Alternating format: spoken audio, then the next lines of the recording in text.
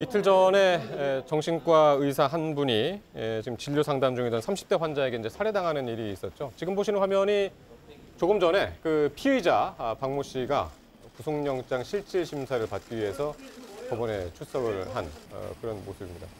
사실 그 이틀 전이면 이제 그 해미치였잖아요. 그러니까 마지막 날이었고 상당히 이제 뉴스를 보다가 깜짝 놀라시는 분들 많았을 텐데 또 어떤 사건인지 좀 정리 좀 먼저 해주시죠. 네, 서울에 있는 대형 종합병원입니다. 강북 삼성병원에서 신경정신과에 내원을 한 이 박모 씨라는 사람이 오후 5시 반 이후니까 사실상 마지막 환자였던 거거든요. 근데 예약도 안 하고 온 상황이었습니다. 그러니까 2015년에 한 20일간 치료를 받고 2017년에 한 번 치료를 받은 게 전부였는데 그러니까 1년이 넘게 텀을 두고 갑자기 나타난 겁니다.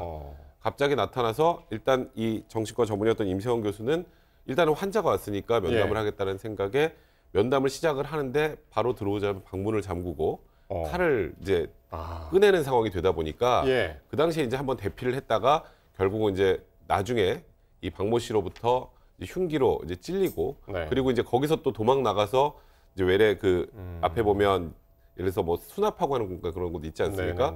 그런 곳까지 도망가는 과정에서 끝까지 저 박모 씨가 뒤따라와서 흉기를 휘둘렀고요. 그래서 오후 5시 44분경에 이제 일단은 응급실로 긴급하게 옮겨졌는데 끝내 안타깝게도 지금 화면으로 보셔서 아시겠지만 일단 뭐 모자를 쓰고 마스크를 착용했기 때문에 뭐 인상착의는 모르겠으나 그렇습니다.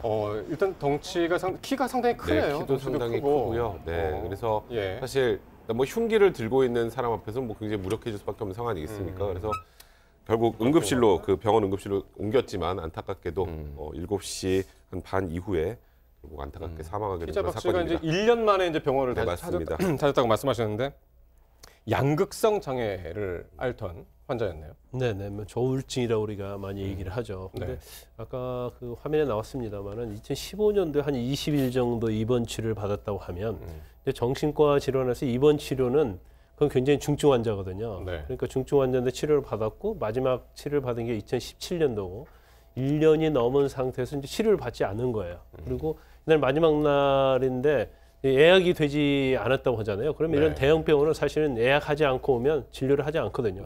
아마 본인에게 이전에 치료를 받았던 사람이기 때문에 마지막 퇴근하지 않고 진료를 하다가 이런 좀 참사를 당한 것 같습니다. 그리고 사실 뭐 여러 가지 전해진 소식 중에서 대피 공간에 있다가 그대로 그 자리에 있었으면 사실은 이런 피해를 안 당했을 건데 밖에 있는 이제 간호사랄지 이런 사람들이 피하기 위해서 소리를 지르고 뛰쳐나왔는데 결과적으로 이 박모 씨가 쫓아나와서 이런 이런 끔찍한 행위를 한 것이죠.